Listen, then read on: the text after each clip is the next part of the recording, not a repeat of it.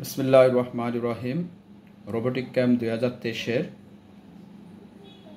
আমি একটি প্রজেক্ট এখানে তৈরি করেছি। প্রজেক্টটা হলো ফায়ার সেন্সরের কাজ, অটোমেটিক ফায়ার অ্যালার্ম।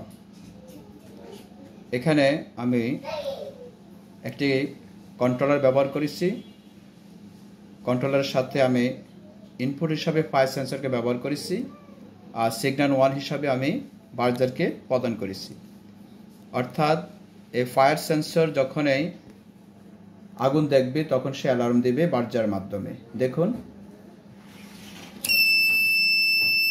দেখেন আমি এখানে রাখার সাথে সাথে, আগুন রাখার সাথে সাথে আমাদের বার্জারটা বেজে উঠেছে।